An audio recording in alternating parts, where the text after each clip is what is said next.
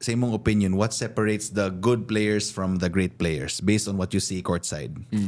Well, for me, bro, the good players they love the game. However, sometimes dili nila i-put on work bitaw. Like if you know what I mean ba, like sige duwa ta like, pero wala sila sorry to say this, no, pero wala sila discipline. But they playing good. So Nasa raw talent. nasa sila raw talent, kumbaga raw skills, kumbaga. But great players, bro, I can say na ano siya, bro.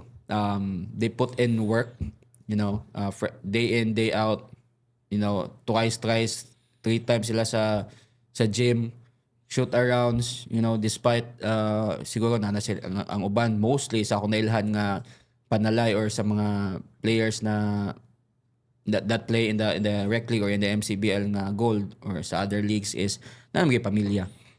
So despite the family, despite being a family man, you as a great player wala ka nagmind nga kung bahalag ka po yung lawas. I wanna be great as a player and I wanna be great as a father, kumbaga ba. Ingana ba.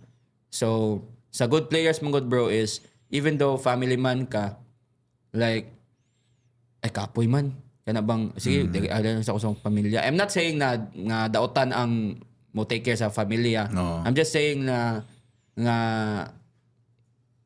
dili na nimo priority ang basketball. However, ano ka, may ka mo daan. Okay, skillful man ka. Muna nga if you know, if you get what I mean ba. So the great players kaya nila buhaton ang duha.